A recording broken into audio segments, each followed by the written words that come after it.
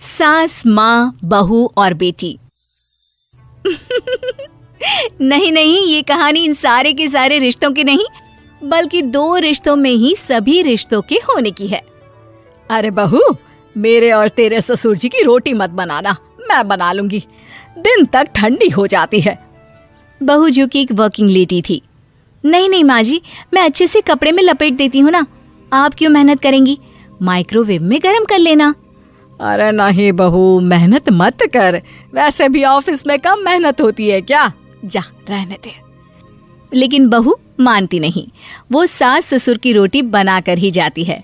दोपहर में खाने के वक्त ससुर जी कहते हैं, अरे बहू को रोटी बनाने के लिए क्यों मना कर दिया, क्या हो गया, ठंडा ही तो खाते आए हम लोग हमेशा से। अरे वो क्या है ना, सुबह ऑफिस जाती है, घर का सारा काम करने में वक्त लग जाता है, अरे थकती है वो अलग, तो मैंने सोचा बहाने से ही थोड़ा कम काम करवाऊं। ससुर मुस्कुरा रहे होते हैं। यह तो अच्छा है, बहू को समझना जरूरी है।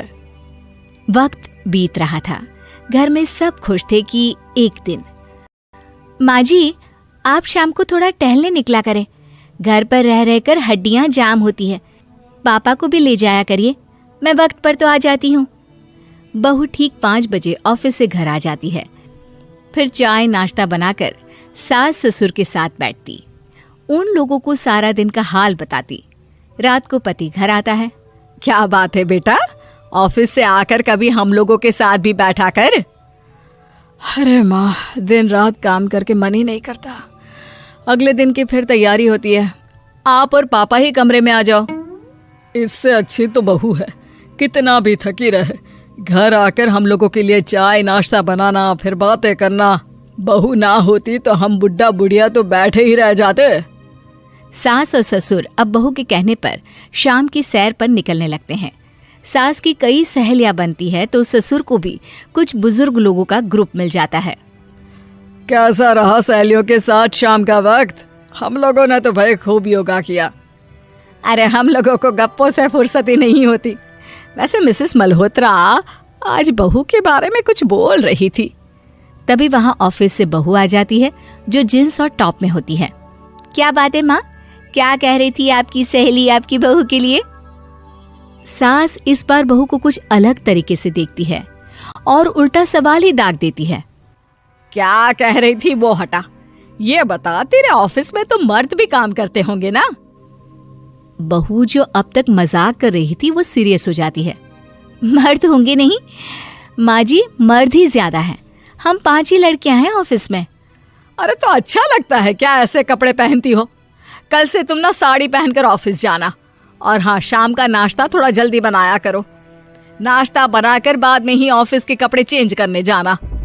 बहू को समझ में नहीं आता कि सास को हो क्या गया है, लेकिन वो कुछ नहीं कहती, सीधे किचन में जाकर चाय नाश्ता बनाती है और सास ससुर को दे देती है। अगले रोज बहू ऑफिस के लिए तैयार होती है तो खूब सुंदर सी साड़ी पहनती है और ऑफिस के लिए निकलने से पहले सास और ससुर के पैर छूती है और निकल जाती है। क्या बात है, आज मेधा के ऑफिस में लग रहा है कोई फंक्शन है। अच्छा, पता नहीं, मुझे तो बताया नहीं, वैसे तो सारी बात करती रहती है। अरे देखा नहीं कैसे साड़ी पहनकर जा रही थी? अरे वो तो मैंने ही बोला है उसे। अरे अच्छा लगता है क्या रोज रोज ऐसे सूट या जींस में जाना? बहू हो, बहू बनकर रहो। और आप भी ना मेधा मेधा मत किया करिए, बहू बोला करिए, सर पर चढ़ जाएगी तो दिक्कत हो जाएगी। सास अब बहू को बहू जैसा रखने लगती है, हर बात पर रोका टोकी, हर बात पर ताने। क्या बात है, आजकल लेट आ रही हो ऑफिस से? अरे चाय के लिए भी देर हो जाती है, हम लोग फिर पार्क में भी देर से पहुंचते हैं। सभी की बहुएं वक्त से चाय नाश्ता करा देती है अपने सास ससुर को, बस एक तू ही है जो उस वक्त ऑफिस से निकलती है। माँ जी, वो एक रास्ता पुलिस वालों ने न जाने क्यों बंद कर रखा है, जिसके कारण ट्रैफिक ज्यादा हो जाता है। मैं कोशिश करूंगी कल वक्त से पहले निकल जाऊं। ससुर देख रहे होते हैं कि बहू अब परेशान सी रहने लगी है। एक रोज, मेधा, बेटी मेधा। जी पिताजी। बेटा देख जरा कौन सी टी शर्ट अच्छी लग रही है। वो क्या है ना, शाम को सब बदल बदल कर टी शर्ट पहनते हैं, मैं भी सोच रहा हूँ कि आज कुछ अच्छा सा पहन कर जाऊं। हाँ पिताजी, ये सही है। ये लाल वाली ना बहुत जचेगी आप पर। मेरे पापा पर भी डार्क रंग बहुत जचता है। क्या चल रहा है? अरे ससुर के सामने घूंघट तो छोड़ो, ऊपर से रंग बताया जा रहा है टी शर्ट का। अरे बहू, कोई संस्कार दिए नहीं है क्या तेरी माँ ने? बहू इस बार बहुत निराश हो जाती है। वो वहां से तुरंत अपने कमरे में चली जाती है। अब बहू घर का सारा काम करती, ऑफिस जाती, लेकिन साड़ी और सर पर पल्ला लेकर। एक बार पड़ोसन उनके घर आती है। वाह सुमित्रा बहन, बहू का तो रूप ही बदल दिया। ठीक किया, बहू बहू जैसी ही अच्छी लगती है। अच्छा चलती हूँ मैं। पड़ोसन के जाने के बाद सास बड़ी अकड़ के साथ कहती है, देखा मेरा कमाल, कैसे मैंने मेधा बहू को कंट्रोल में कर लिया। अब बारी ससुर के बोलने की थी। हाँ सुमित्रा, बिल्कुल ये काम तो किया है तुमने, लेकिन कभी सोचा क्या खो दिया? क्या खो दिया? मैंने तो कुछ नहीं खोया जी।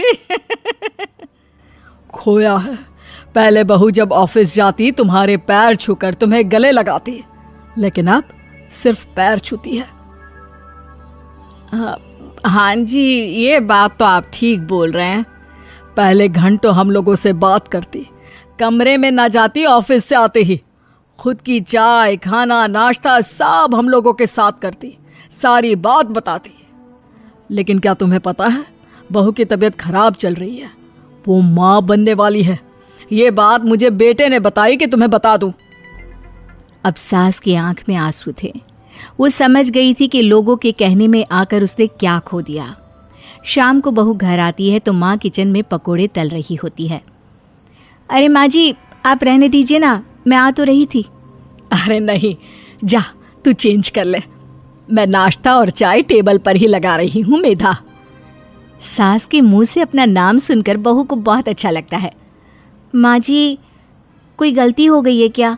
मेरे होते हुए आप काम करें, ये ठीक नहीं है। संस्कारी और समझदार बहू सास को माँ समझती है, लेकिन सास की बेवकूफ़ी उसे सास ही बनाकर रखती है।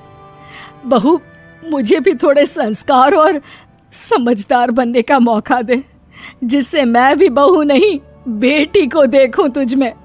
और हाँ, मेरा होने वाला पोता क्या कहेगा कि दादी ने तो मेरी माँ को बहुत परेशान किया। बहू सास को गले लगा लेती है। नहीं माँ जी, वो कहेगा कि माँ को तो दादी ने बेटी बनाकर रखा है।